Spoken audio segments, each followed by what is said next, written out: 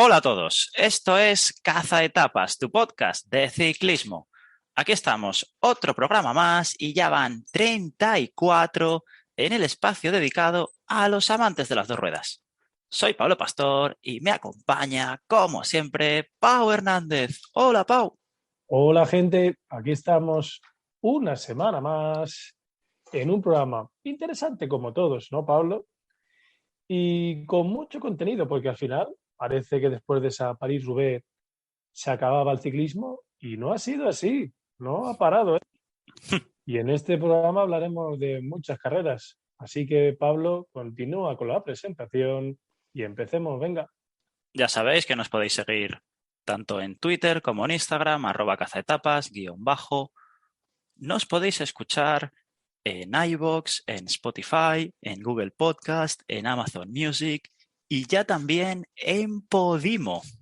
No paramos, Pau, otra más.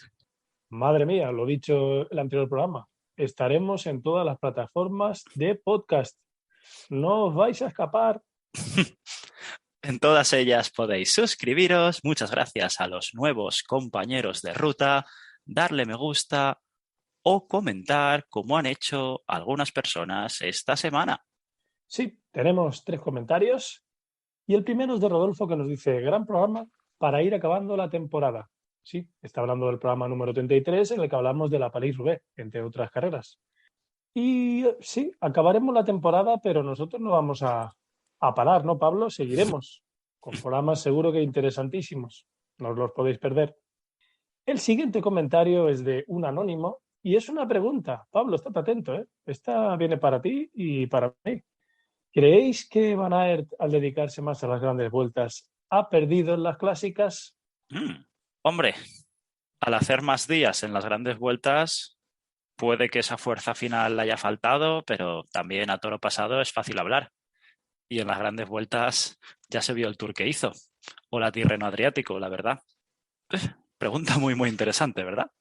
Sí, yo al final, claro, es que no sé, el anónimo pregunta por las grandes vueltas. Gran vuelta, de momento Wout van Aert solo ha disputado 3 y Hmm. son 3 Tours de Francia. En el año 2019 al final acabó abandonando, año en el que solo fue campeón de Bélgica en contrarreloj, no ganó ninguna de las clásicas más importantes, que fue segundo, por ejemplo, la Big Bang Classic, tercero la Strade Bianche también, hay que recordarlo. Pero si hablamos en 2020, ya ese gran año que hizo en el Tour de Francia, quedando el 20º, y aquí se llevó la Strade Bianche y la Milán-San Remo, ¿eh? Que no está nada mal, a pesar de hacer el 20º en el Tour de Francia. Y este año ha sido el 19º en el Tour de Francia, muy cerca de esa 20ª posición, tampoco mucho mejor. Y no se lleva ninguna de las grandes clásicas, de los monumentos, aunque fue tercero en la Milán-San Remo, pero sí se llevó el Guante Bebelheim, la Amstel Gold Race, fue segundo en ruta en los Juegos Olímpicos. Claro, es que si nos ponemos a ver el pasado de Wout van Aert, tampoco hay tiempos mejores. Que tiene muchas victorias en ciclocross, pero claro, tiene 27 años en ruta, tiene victorias, pero no sabría yo decir si ha sido la entrada en una gran vuelta, porque únicamente ha ido al Tour de Francia lo que ha hecho que tenga menos victorias. Yo casi que diría que es la gran cantidad de corredores de primer nivel que hay actualmente, ¿no? Mm, ¿Cómo lo mm. ves tú, Pablo? La competencia es mayor también, eso es una obviedad. Y realmente es lo que dices tú. Ganar también ha ganado. Sus victorias están por encima de 10 esta temporada. ¿Cuántos corredores en el pelotón? Ya no te digo profesional de esta temporada, sino en el pelotón histórico. Querrían un año haber alzado los brazos más de 10 veces. Pero claro, los aficionados de la navaja multiusos, yo también soy un gran aficionado, queremos que gane siempre, Hmm. pero está muy, muy complicado. Aún así, yo pienso que es un gran año. Tiene 13 victorias en total, siendo junto a Primo Roglic y el fenómeno Tadej Pogačar, del cual hablaremos a continuación, los ciclistas con más victorias. No se lleva ningún gran monumento en esta temporada, pero aún así yo creo que es una gran temporada. Y que las clásicas sí que son muy complicadas, ¿eh? Las carreras de un día, ya sabemos, recordemos esta última París-Roubaix, que fue. Fue salir de la mina más que una carrera de ciclismo. Y por último, el siguiente comentario es de Globero, que dice Gran Lombardía. Buen programa. Gran Lombardía, Pablo, ¿eh? Sí que fue la última gran clásica, el último monumento del año. Y fue una gran carrera, ¿eh? Ahora hablaremos. Pero gran carrera con un gran protagonista. Vamos ahora con los temas que se tratarán durante el 34º programa de Caza Etapas. Empezaremos hablando de la carrera que Pau estaba mencionando, y Lombardía.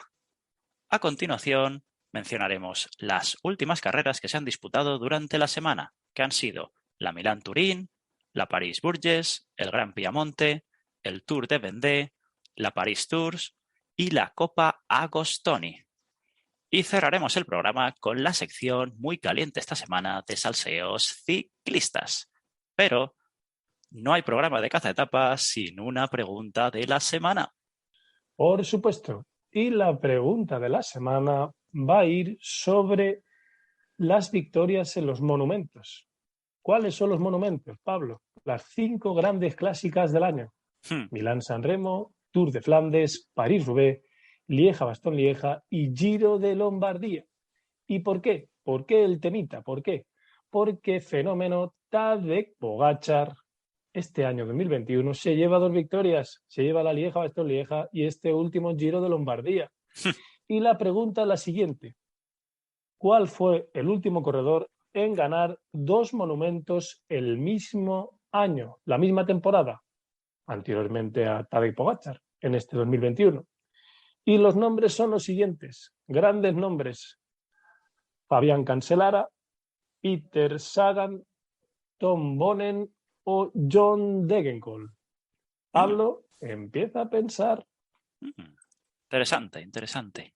Vamos ya con ese quinto monumento de la temporada, el Giro de Lombardía. 239 kilómetros de Como a Bérgamo, en el norte de Italia, en la región de Lombardía, con más de 5.000 metros de desnivel acumulado. Hubo un inicio muy lanzado y ya en Madonna del Gisalo se formó la fuga del día, con 10 corredores, siendo Tim Wellens y Víctor Campenaers los más destacados. Llegaron a tener 6 minutos y 20 segundos de ventaja en un pelotón del que tiraba Jumbo y De Koenig.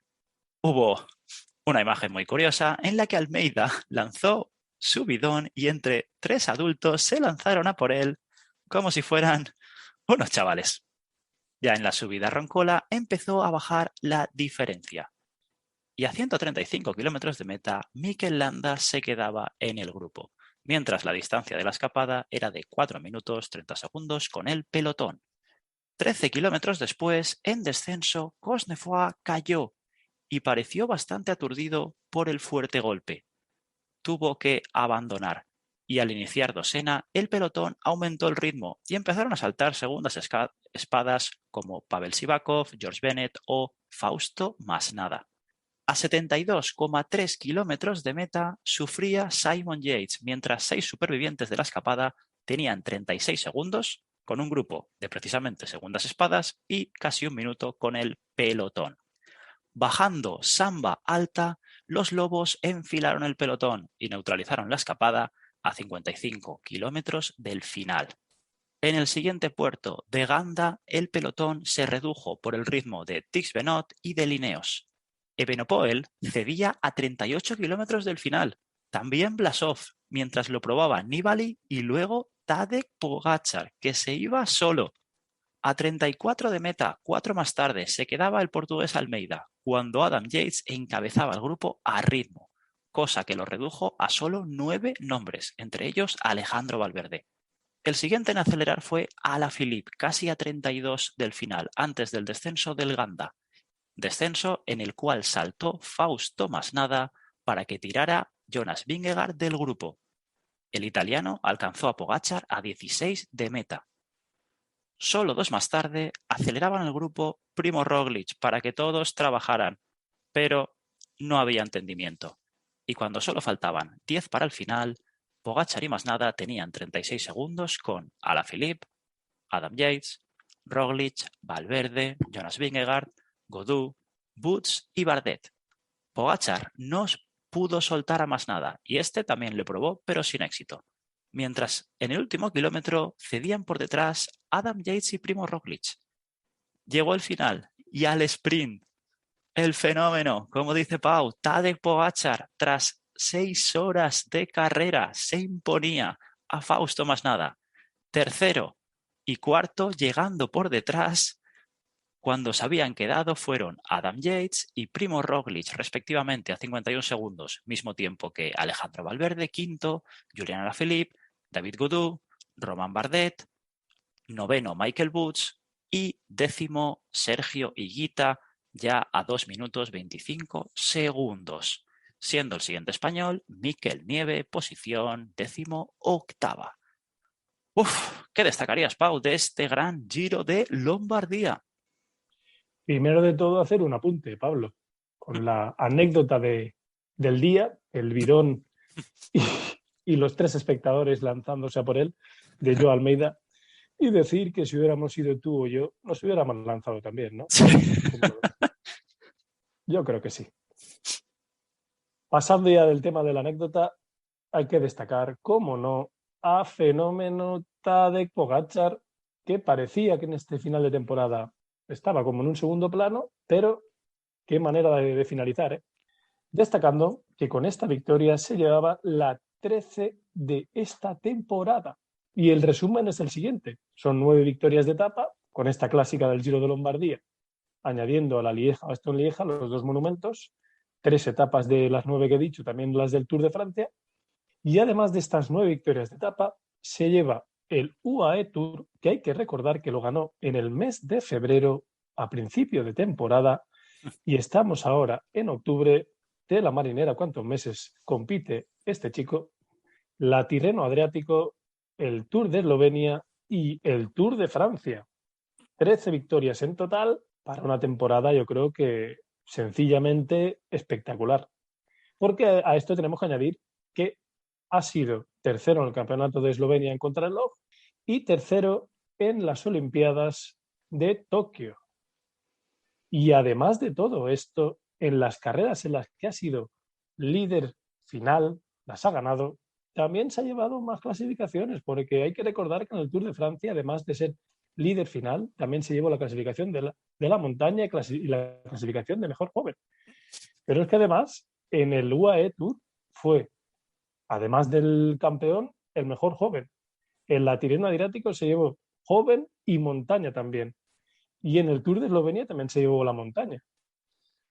Así que voy a respirar un poquito. Este chico solo sabe que ganar, con 23 años. Y en esta semana se ha comparado los éxitos de este esloveno, de este fenómeno, con lo que habían conseguido otras 2 leyendas a su edad. Y empezaré por, obviamente, el caníbal Eddy Merckx, que aunque Pogačar es un fenómeno, Pablo, vamos a ver, lo va a tener complicado porque Eddy Merckx a los 23 años había ganado ya 57 carreras. Pogačar, con estas 13 de este año, más las que llevaba ya anteriormente, lleva 23 victorias. Así que difícil ya de comparar. Aunque sí que hay que decir que Eddy Merckx con esta edad no tenía ningún Tour de Francia, aunque sí que tenía un Giro de Italia, 2 Milán-San Remos, una París-Roubaix, una Lieja-Bastogne-Lieja, un Tour de Flandes, un Mundial, bueno, además de otras muchas más victorias. Pero hay que decir que a final de su vida como ciclista se llevó la friolera de 323 victorias, sin tener en cuenta los criteriums, que si no se elevarían a 525. Uf. Lo tiene difícil Pogačar, ¿no?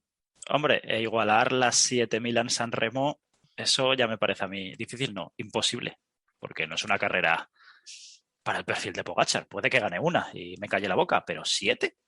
Difícil. Además, añadiendo que 5 Tours, 4 Giro de Italia y una Vuelta a España. De momento, Pogačar tiene 2 Tours, pero difícil conseguir tantas victorias en carreras de 3 semanas, ¿eh?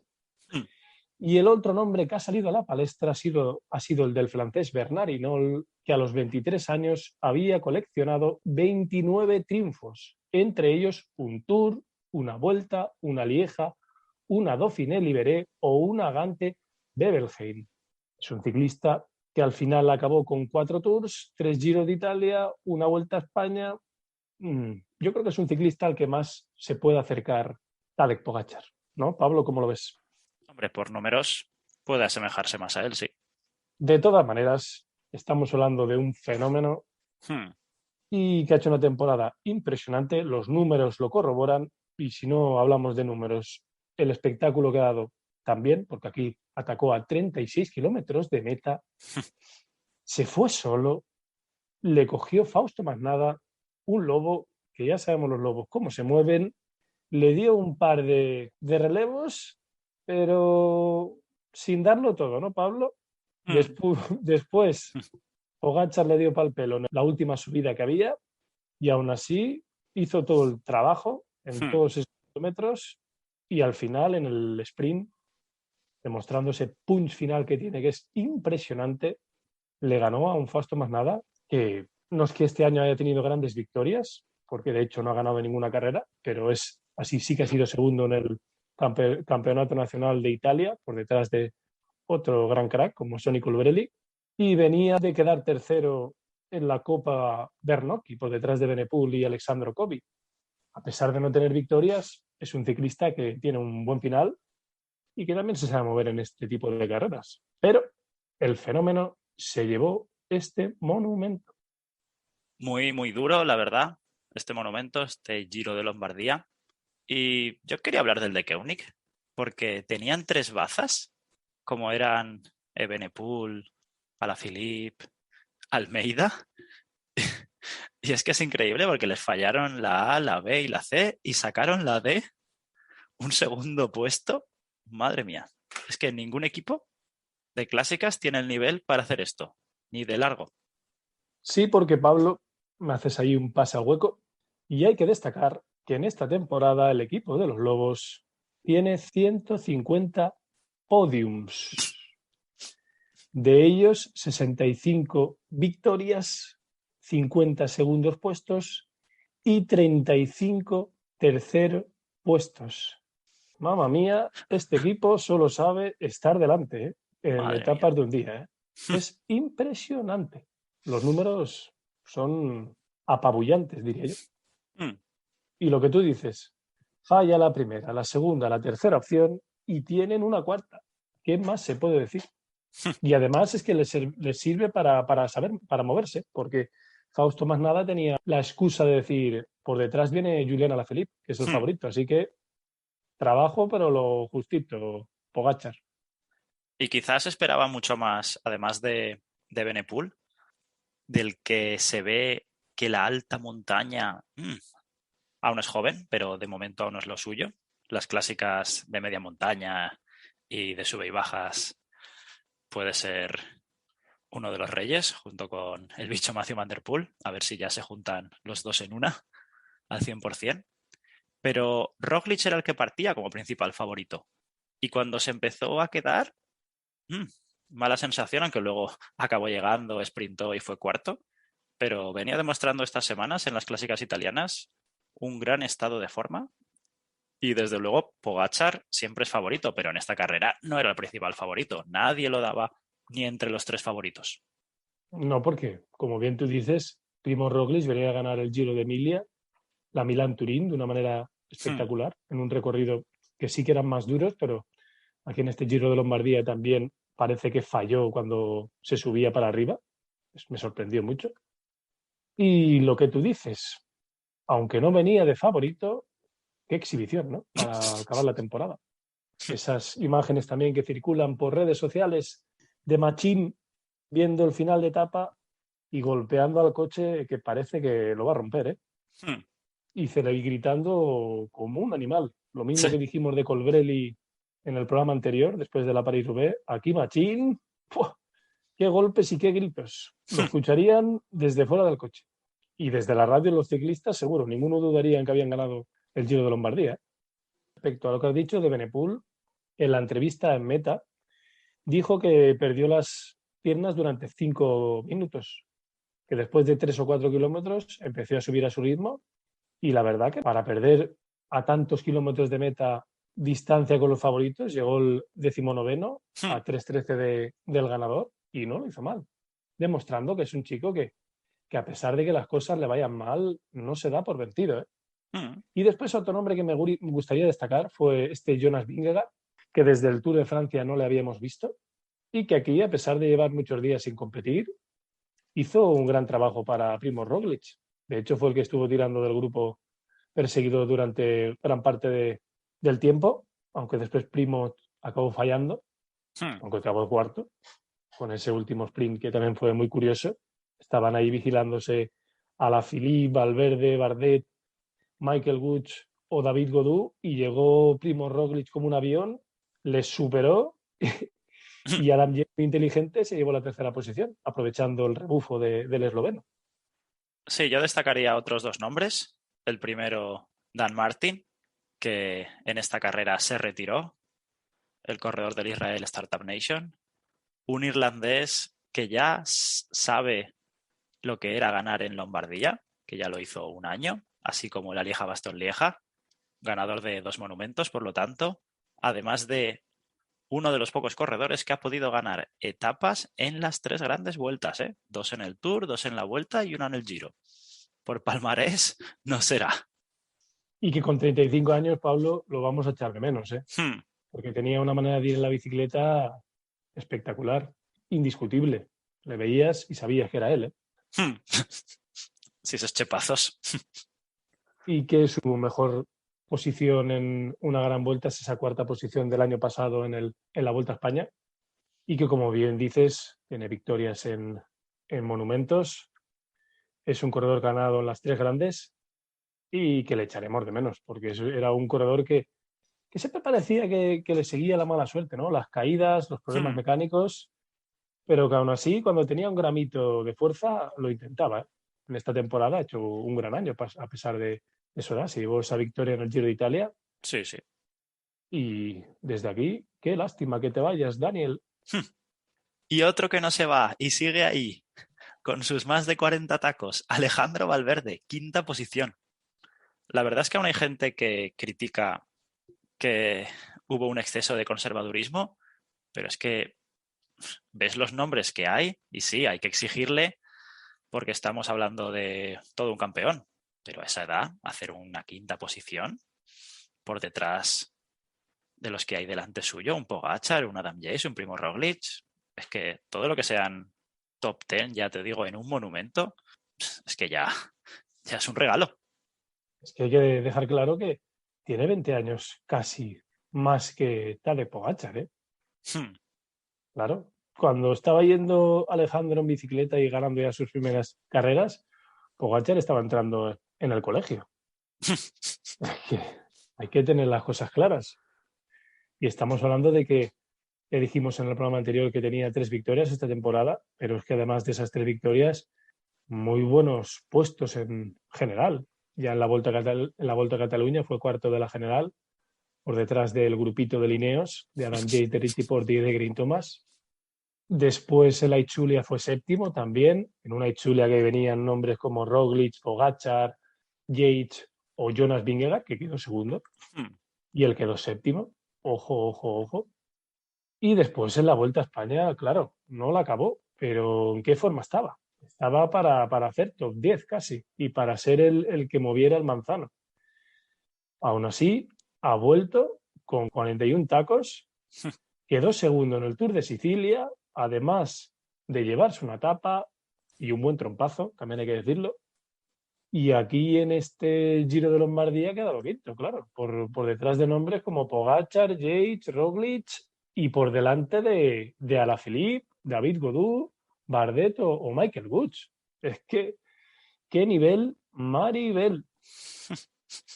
No se le puede pedir más, ¿no, Pablo? ¿Qué vamos a decir? Ya está todo dicho. Dejamos ya el Giro de Lombardía y vamos con el resto de carreras que se han disputado durante la semana. Empezando por la Milán-Turín, de categoría Pro Series, con final en Turín, la capital de la región del Piamonte, al noroeste de Italia. 189 kilómetros de recorrido, con un duro final en alto, 15 equipos World Tour participaron, además del Caja Rural, el Euskaltel y el Eolo de Alberto Contador. Una participación, la verdad, que excelente para preparar precisamente el Lombardía, del que estábamos hablando. Y ganó, como ha dicho antes Pau, tras un gran hachazo final, el esloveno Primo Roglic, consiguiendo su victoria número 13 esta temporada, siendo segundo Adam Yates a 12 segundos, el británico de Ineos, tercero Almeida, el portugués del De Koenig, a 35 segundos, y voy a decir aquí el top 10 porque es que también, madre mía, vaya calité. Cuarto, Pogačar. Quinto, Michael Woods. Sexto, Gudú. Séptimo, Diego Ulissi. Octavo, Masnada. Noveno, Nairo Quintana. Y décimo, Alejandro Valverde. Siendo decimosexto, Mikel Vizcarra. Y tuvimos a dos amigos de cazatapas, como Mikel Iturria, que acabó en la posición 47, y Chomin Juaristi, que abandonó. Un Chomin Juaristi que sigue con su kilometraje. Que no haya escuchado la entrevista que hicimos con él, que la escuche, porque parece que se va de viaje a dar la vuelta al mundo, compitiendo y destacando esta Milán-Turín, que fue 3 días antes de este Giro de Lombardía, y que quizá fue la que nos hizo pensar que el favorito era Primož Roglič, ¿no? Porque Sí. hizo una auténtica exhibición. De hecho, había momentos en los que dejaba que Adam Yates se fuera, tranquilamente se acercaba y se ponía la rueda, de hecho con una superioridad bestial. También vimos muy bien a un Joe Almeida que quedó tercero y que incluso dejó a Tadej Pogačar en esos últimos metros. Y en 3 días, ¿cómo cambió el tema, no? Porque Joe Almeida desapareció y aquí en la Milán-Turín fue protagonista, incluso siendo más fuerte que Tadej Pogačar. Y lo dicho, un ganador, un Primož Roglič, que como su compatriota el fenómeno Tadej Pogačar, con esta victoria se llevaba la número 13 de la temporada. Ojo, ojo a los eslovenos, que tienen más victorias entre 2 corredores que en muchos países. Destacando que ha tenido 8 victorias de etapa. También se llevó la Itzulia, la Vuelta a España, la Contrarreloj de las Olimpiadas y en este final de temporada el Giro de Emilia y la Milán-Turín. Pero que además se ha llevado más clasificaciones, porque en la Itzulia, además de llevarse el maillot de líder, se llevó el de la montaña y el de puntos. Y en esta París-Niza-Aciaga, la que se llevó 3 etapas, también se llevó la clasificación por puntos. Así que los eslovenos ganan y puntos UCI se llevan muchos. Y pues estas clasificaciones, Pablo, al final también parece que sea anecdótico, pero todos son clean caja, porque por cada una de estas clasificaciones se llevan su recompensa económica, tanto ellos como el equipo. La verdad que los compañeros tienen que estar muy contentos, tanto con uno como con el otro. La siguiente carrera que se disputó fue la París-Bourges, de categoría .1, con final en Bourges, en el centro de Francia, de 198 kilómetros, con alguna tachuela, pero llana, al fin y al cabo. 6 equipos World Tour participaron y los Pro Team españoles del Burgos y el Ken Pharma. Una participación con buenos sprinters, la verdad. Y ganó uno de ellos, como fue Jordi Meus, el belga de 23 años del Bora, que ya ha tenido, la verdad, muchos top 10 esta temporada, además de las 2 victorias, siendo segundo Arnaud Demar, el francés del Groupama, que luego volveremos a hablar de él, y tercero Bonifacio, el italiano del Total Energies. 15º fue Ángel Fuentes, el corredor de 24 años del Burgos, y 16º el corredor de 23 años del Ken Pharma, Kiko Galván. Un Jordi Meus que tiene que tener antecedentes catalanes, ¿no? Porque Jordi es un nombre catalán. Y es un competidor que ya el año pasado, con 22 añitos, se llevó 2 etapas del Tour de la República Checa, una etapa del Giro ciclista italiano y además de ser campeón en ruta de Bélgica sub-23. Y en esta temporada se llevó ya una etapa en el Tour de Hungría y se lleva esta París-Bourges, la clásica. Pero es que además, como tú bien dices, tiene muchas segundas posiciones y terceras posiciones.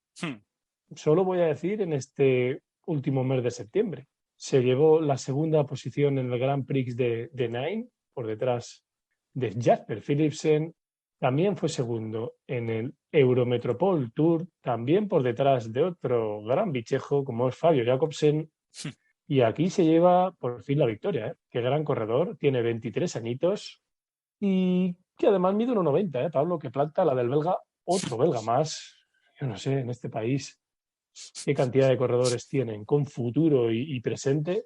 Son una auténtica fábrica de churros, les salen corredores de las orejas y que al final este Bora Hansgrohe ha perdido a Peter Sagan, pero tiene grandes corredores para carreras de un día, grandes sprinters de futuro, porque aquí hemos hablado de Jordi Meus y hablaremos de otro ciclista del Bora, también con gran futuro. Ese ciclista es Matthew Walsh, que ganó en el Gran Piamonte de categoría Pro Series en la región del mismo nombre al norte de Italia. Una carrera de 168 kilómetros, con tachuelillas también, pero bastante llana. Participaron 14 equipos del World Tour, además del Euskaltel y el Eolo de Contador. Una participación bastante interesante, la verdad. Ganó al sprint el británico de 23 años, que he dicho antes, Matthew Walsh, que fue oro en Tokio, en la categoría de Omnium, ¿eh? Un dato bastante interesante. Segundo fue Giacomo Nicciolo, el italiano del Quebec, y tercero, un corredor del que ya venimos hablando en los últimos programas y que también tiene mucho futuro, como el holandés del Jumbo, Koig. Fue 14º Alex Aramburu, 16º José Joaquín Rojas y 18º Gonzalo Serrano. Y volvimos a tener a los dos amigos de Cazetapas, Mikel Iturria y Txomin Juaristi, que aquí acabaron. Iturria al 66 y Juaristi en la posición número 60. Hay que destacar, Pablo, que Matthew Walsh, además de llevarse la medalla de oro en Omnium, donde fue tercero un ciclista que te encanta a ti, como es Elia Viviani, también se llevó la plata en Madison, junto a otros ciclistas de los que nos gusta a nosotros, de los que nos gusta y que ha hecho un final de temporada tremenda, como es Ethan Hayter. ¡Ah! ¡Madre mía!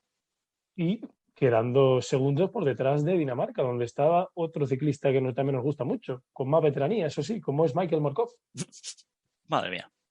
Así que este ciclista Matthew Walsh, otro para el Bora, otro jovencito, y que ya tiene una victoria en el Tour de Noruega. Y con este Giro de Piamonte, con 23 añitos, 2 victorias, además de ese gran papel en los Juegos Olímpicos, qué gran año, qué condición y qué futuro. También otro ciclista para apuntar en la libreta, ¿cómo no? A ver si el Bora se va a arrepentir de haber fichado a Sam Bennett, teniendo a Jordi Meus y a Matthew Walsh. Quizás Sam Bennett tendrá que preparar las llegadas para estos dos buenos bigardos, ¿no? Bueno, por el salario que habrá firmado, me parece que dirá que Nanay. Ya lo iremos viendo, ¿no? Además, son muy jóvenes los dos, 23 años. Sí.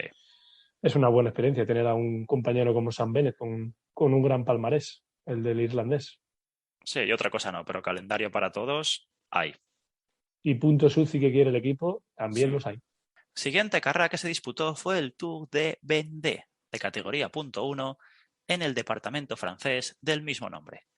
199,5 kilómetros, únicamente 3 equipos World Tour, participación española en el Burgos, Caja Rural y Ken Pharma, siendo una discreta participación en cuanto a nombres. Ganó al sprint Bram Welten, el holandés de 24 años del Arkea. Segunda posición para Edu Prades, el corredor del Delco de 34 años, del que hablaremos después. Y tercero quedó Sean Berger, del B&B. Novena posición para Manuel Peñalver, el corredor de 22 años del Burgos. Y 20ª para Martí Márquez, el corredor del Ken Pharma de 25 años. Primera victoria de la temporada para el holandés, ¿no? Para Bram Welten, del Arkea. Aquí el Arkea se lleva su segunda victoria en 2 semanas, después de la que consiguió el francés Riou la semana pasada. Y después yo destacaría en esta clásica la lástima por Edu Prades, corredor de 34 años, qué gran edad, Pablo, que ya hablamos de él con Delio Fernández, en la entrevista que hicimos con el gallego, quien no lo haya escuchado que lo haga, porque es una entrevista muy buena, y que aquí se lleva esta segunda posición y que es una auténtica lástima, porque le hubiera venido de maravilla. Sí, estuvo casi.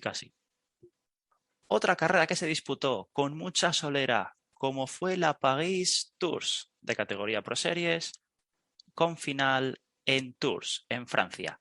Edición número 115 de 212,3 kilómetros.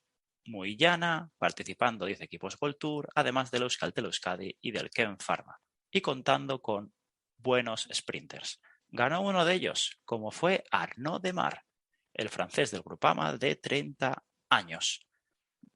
Ganó desde detrás, cogiendo los dos escapados en la misma recta de meta. Los escapados eran Bonamour, el corredor del B&B, que quedó segundo, y De Wolf, el del AG2R, el belga, que quedó cuarto. Y quedó entre ellos dos Jasper Stuyven, el belga del Trek, que fue tercero. 17ª posición para Urko Berrade, 19ª para Roger Adrià, los dos corredores del Ken Pharma de 23 años. Una clásica Paris Tours también muy entretenida, con muchas zonas de tierra y muy dura. Al final, yo destacaría a un Fran Bonamour y a un Stan de Wolf, que estuvieron a puntito de llevarse la victoria. De hecho, no se la llevaron por estar marcándose el uno al otro, porque estuvieron casi 15 kilómetros con Arnaud Demar y Jasper Stuyven, dos grandes corredores, de los que ya hemos hablado aquí muchas veces, y los tenían siempre a 20, 15, 10 segunditos. Parecía que no les iban a coger, y eso que los dos bichos venían con mucha potencia. Y fue en ese mismo momento en el que empezaron a vigilarse uno al otro, cuando llegaron como dos aviones, Arnaud Demar y Jasper Stuyven, y aquí el francés que se lleva su octava victoria de la temporada, su octava victoria de etapa, además de la clasificación que se llevó en los bucles de la Mayenne. Y qué gran temporada la del francés, ¿no? Al final es un gran nombre que también, al no llevarse victorias en grandes vueltas ni ninguna gran clásica, parece que no haya sido su año, pero 8 victorias, además de una clasificación general, muchos puntos UCI para el equipo. Realmente se dice esto de Demar porque viene de una temporada 2020 en la que ganó 14 veces, incluyendo las 4 etapas en el Giro de Italia. Y claro, del nivel tan alto del Giro a lo que has dicho tú, son triunfos en carreras, sí, Pro Series y punto uno, pero ninguna World Tour. También hay que destacar que el año pasado, el año COVID, fue un año diferente. Y aquí en este 2021, él ha estado en la Vuelta a España, estuvo también en el Tour de Francia, pero es que han aparecido unos grandes bichos, ¿no? Sobre todo en cuanto a sprints. Solo con que hablemos del Alpecin y hablamos de dos grandes corredores como son la Hiena y el Buitre. Si a ello unimos que Fabio Jacobsen ha vuelto también, el francés lo tenía complicado, ¿eh? Pero lo dicho, si con 8 victorias más una general no es tu mejor año, ¿qué clase de ciclista eres? Hombre, está bien cuando te exigen, y si eso es poco es porque eres bueno, ¿eh? La verdad, a los buenos hay que exigirles. Por supuesto. Y en este caso, estamos hablando de un corredor top. Además de todas sus victorias en grandes vueltas, también tiene una victoria en la Milán-San Remo, por ejemplo. Última carrera que se disputó durante la semana fue la Copa Agostoni, de categoría .1 en Lisón, en la región italiana de Lombardía.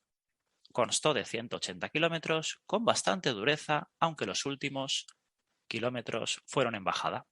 Participaron 6 equipos del World Tour, además de Leolo de Alberto Contador, y contó con nombres interesantes, como el ganador, Lutsenko, el corredor del Astana de 29 años, que fue el vencedor. Segundo fue Matteo Trentin, tras irse los dos solos en el grupo de 7 en el que iban, siendo tercero a 12 segundos y liderando el grupo un corredor del que estamos hablando también mucho en estos últimos programas, Kobe, que vaya a final de año a sus 23 primaveras.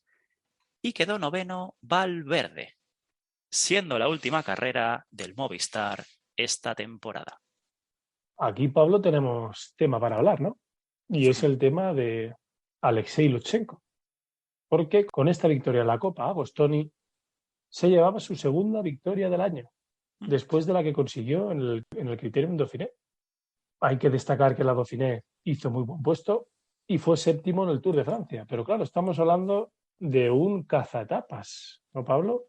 En 2020 no fue su mejor año debido al coronavirus, ya que no estuvo en su mejor momento. Aún así, ganó una etapa en el Tour de Francia y la Asia Tour. Pero es que en 2019 el kazajo se llevó el Tour de Oman más 3 etapas. Una etapa de la Tirreno Adriático, la Arctic Race de Noruega, la Copa Sabatini, el Memorial Marco Pantani, la Asia Tour otra vez, además de ser campeón de Kazajistán en contrarreloj y en ruta.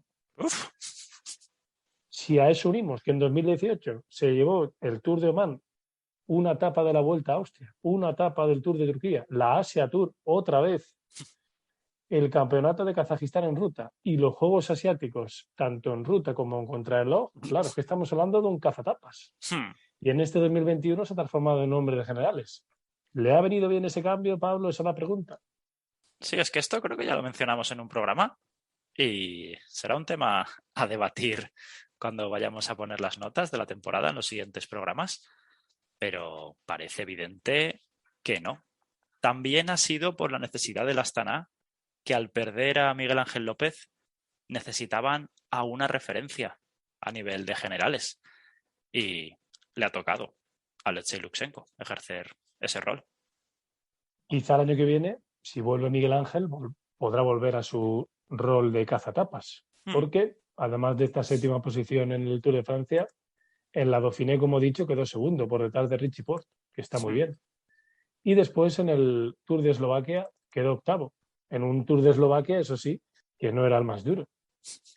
En esa temporada de lucha por generales, a pesar de ese buen puesto en la Dauphiné y en el Tour de Francia, porque hacer top 10 en el Tour de Francia, pocos ciclistas lo pueden decir, quizá nos quedaríamos antes con su temporada 2018 y 2019, ¿no? Desde aquí, desde Cazatapas, como el nombre indica.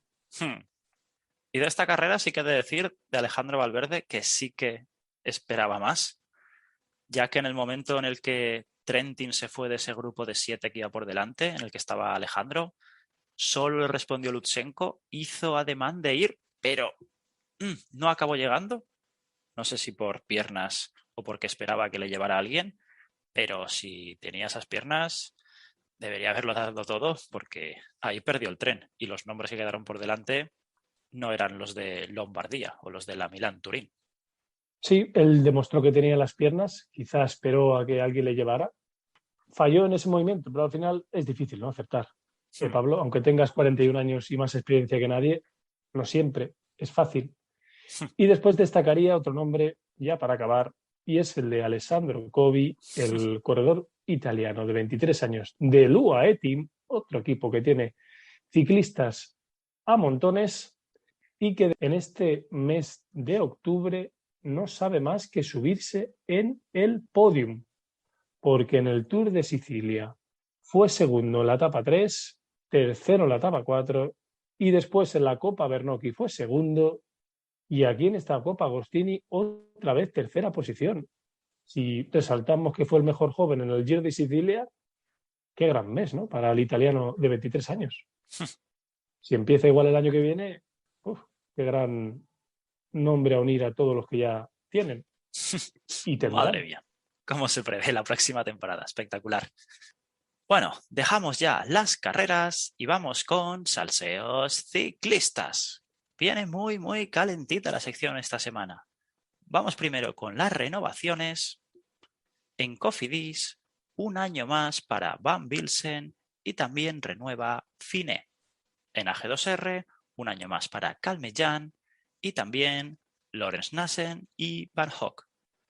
Intermarché renueva a uno de los corredores de la temporada como es Taco van der Horn, 3 años más, 2 más para Aimé de Gent, Luis Menges y Rota y un año para Boy Van Poppel, Van Melsen y Pascualón. Astana renueva 2 temporadas a los kazajos Natarov y Gidic.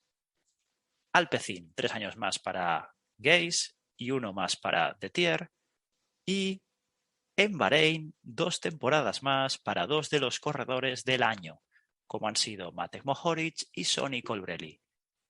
Y ya cierro el bloque hablando del Caja Rural, que ha renovado a Sergio Martín, a Jefferson Cepeda y a Aritz Baques. Empezaré hablando de Taco van der Horn, ciclista del cual hemos hablado aquí muchísimo, sus 3 victorias este año, y que me alegro por él, ¿no? Yo creo que después de ese paso al 2021 tan difícil en el que estaba sin equipo, después de acabar en el Jumbo-Visma, y que en este fichaje por el Intermarché Wanty-Gobert ha sido un éxito, tanto para él como para el equipo. Después, como no, hay que hablar del Bahrein Victorious. Qué 2 grandes renovaciones, qué 2 grandes ciclistas. No me voy a poner a enumerar las victorias que tienen uno y otro, pero hay que reseñar que si no los hubiera renovado Bahrein, novias no le hubiera faltado a ninguno de los dos.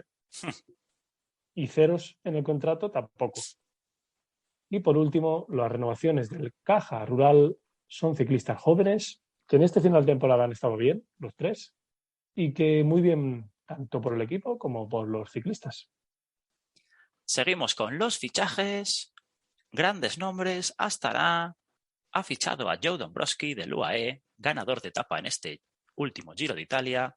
El Intermarché a Dimitri Claeys, el corredor belga del QB Asos de 34 años, y a Adrien Petit del Total Energies, que tiene 2 top 10 en la París-Roubaix. Education First ficha a Ben Healy, corredor de 21 años, con victoria de etapa en el Giro Baby. Los Lobos contratan a Ethan Vernon, británico de 21 años, ganador de etapa en el último Tour del Porvenir. Y cierro con Movistar el fichaje de Gorka Izaguirre, el corredor del Astana. Hay que destacar el fichaje de Joe Dombrowski, el corredor del UAE, que pasa al Astana. Gran fichaje para el equipo kazajo. Todos recordamos esa victoria en el Giro de Italia. También recordamos su caída ciaga que hizo que Mikel Landa cayera en el Giro de Italia. Y es un corredor con una gran condición y que a pesar de sus 30 años, yo creo que tiene mucho ciclismo que dar. 30 años es una gran edad. Y el Astana, que se refuerza después de estos ciclistas que ha perdido, y algunos de ellos han ido al Movistar. Uno de ellos es Gorka Izaguirre, y que mejorando el equipo para el año que viene. Falta aún por saber el fichaje de Miguel Ángel, de Superman. En salseos, ¿sabemos algo, Pablo? Aún no sabemos nada, estamos ansiosos. Y después hay que destacar a 2 ciclistas jóvenes. El primero de ellos es Ben Healy, como bien has dicho tú, ganador de una etapa en el Giro Baby, en esa última etapa, la etapa 10, y que además fue segundo en la clasificación de puntos. Por detrás, cómo no, de Juan Ayuso. Y que es un gran corredor para un equipo que me encanta, ya lo sabéis, como es el Education First. Veremos al irlandés. Se retira un irlandés, como es Daniel Martin, y llega un irlandés aquí al World Tour. Veremos qué tal le va, ¿no? No parece el mismo tipo de corredor, eso sí. Y después un Ethan Vernon, otro corredor de Gran Bretaña, otro británico, que ficha por los Lobos y que también se llevó una etapa en el Tour del Porvenir. Otro ciclista a apuntar en la libretita, Pablo, porque además corriendo con los Lobos, seguro que le va a ir bien. Difícilmente, ¿no? Y por último, Gorka Izaguirre, que vuelve al equipo telefónico. Hay que recordar que entre las temporadas 2014 y 2017 fue corredor del Movistar Team. Después ha estado en el Bahrein y en el Astana. Y vuelve a sus 34 años, otra vez que gran edad, al Movistar. Un gregario que seguro que va a dar mucho trabajo, porque currante lo es y mucho. Y un gran ciclista, obviamente. Bueno, pero para el equipo A coincidirás conmigo en que no, desde luego, ¿no? Más sí, para un Giro de Italia, para carreras de una semana, ahí sí que puede dar guerra, pero llevarlo a un Tour de Francia o a la Vuelta a España. Pero si te falla algún corredor, como puede ser los veteranos que siempre están ahí como Herbiti o Rojas, aquí estamos hablando de otro corredor con una gran condición, que va bien en contra del log, y también en su época ha sido un buen cazatapas, ¿eh? Así que yo estoy contigo, pienso que es más un ciclista para una carrera como el Giro de Italia o para carreras de una semana en las que Movistar quiera que algún ciclista de esta nueva jornada haga un buen papel y Gorka sea un gran gregario, pero si falla alguno de los que van siempre, a Vuelta o a Tour de Francia, ¿por qué no? Experiencia tiene mucha, porque hay que destacar que ha estado en 3 Giros de Italia, ha estado en 8 Tours de Francia y en 5 Vuelta a España. Nada, pero que nada, nada mal. Y cerramos Salseos Ciclistas con una noticia buena, como es la nueva denominación del Astana, que va a ser llamado, en vez de Astana Premier Tech, Astana Kazakhstan Team, con la desgraciada desaparición del Delco, equipo en el que hay 3 españoles, José Manuel Díaz, Edu Prades y nuestro gran amigo de cazaetapas, Delio Fernández. Una lástima y ojalá los 3 consigan equipo pronto. Una lástima por los 3. Quizá Edu Prades y nuestro amigo Delio Fernández lo tiene más difícil para conseguir equipo. Sobre todo un Delio Fernández que llevaba muchas temporadas ya en el equipo francés, era el veterano, de hecho era la conexión entre los directores y los ciclistas. Y desde aquí, desde Cazatapa, le deseamos lo mejor, que tenga mucha suerte, con la gran experiencia que tiene, que le lluevan las ofertas y mucho ánimo y que vendrán tiempos mejores. Eso, por supuesto. Bueno, Pau, vas buscando la música mientras hablo del calendario y del próximo programa. Por supuesto. Un calendario en el que se van a disputar el Giro del Véneto de categoría .1, el Gran Premio de Morbihan, Pro Series, la Veneto Classic .1, la Crono de las Naciones, tanto élite como sub-23, .1 de nuevo, y la Boucles de l'Aulnay, .1 también. Destacar que el Tour de Guangxi, World Tour, el Japan Cycling de categoría Pro Series y el Tour of Peninsular y el Saudi Tour, ambas .1, han sido canceladas por la COVID-19. Así que, en el próximo programa hablaremos de estas carreras, del recorrido del Tour 2022 que va a ser desvelado y alguna sorpresita más tendremos por ahí. Pero no se puede despedir Cazaetapa sin saber la respuesta de la pregunta de la semana. Antes de finalizar con la pregunta de la semana, Pablo, me gustaría destacar la victoria de un Paco Mancebo, el madrileño, que sigue compitiendo en Japón, para los que no lo sepan, así es, con 45 años y ¡Uf! que esta semana se ha llevado la clásica de Oita en Japón, 1.2 la carrera. Con 45 años aún sigue ganando, ¿eh? Madre mía. Nos sentimos jóvenes. Y para continuar, cómo no, la pregunta de la semana. Y es la siguiente.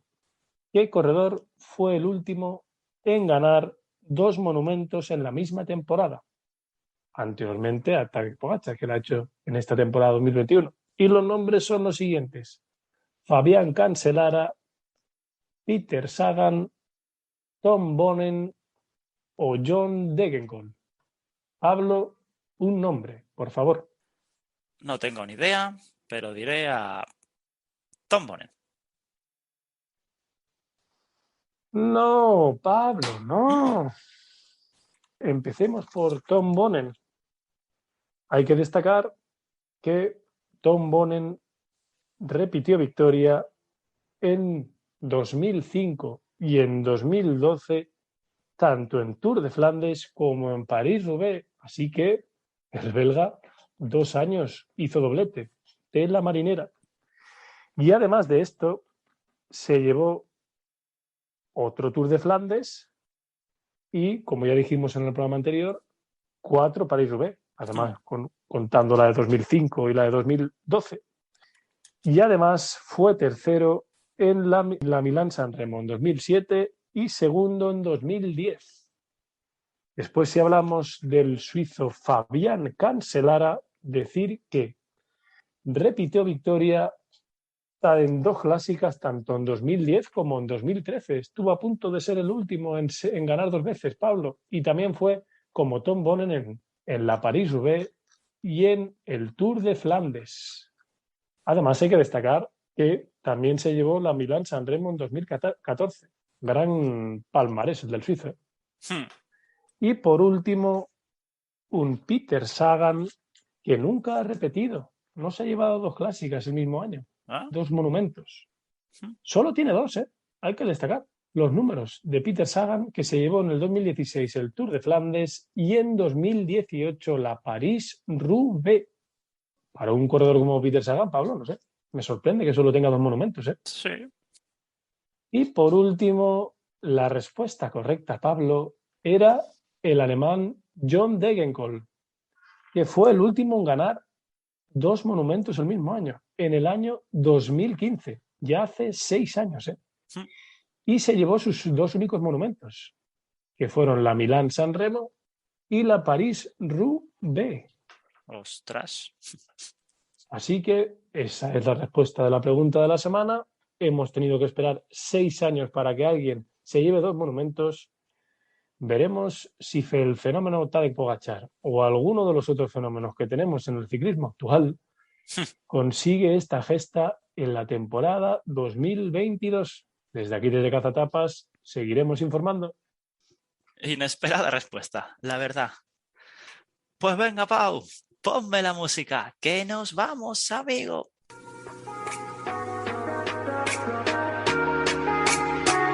Esto ha sido todo por hoy. 34º programa de Caza Etapas. Ya se van acabando las carreras, pero aquí seguimos y aquí seguiremos. Ya sabéis que nos podéis seguir tanto en Twitter como en Instagram, @cazaetapas_. Nos podéis escuchar en iVoox, en Spotify, en Google Podcast, en Amazon Music y también desde ya en Podimo. Allí podéis suscribiros, darle me gusta y comentar lo que os dé la gana. Adiós, adiós. Hasta luego, gente. Bye, bye.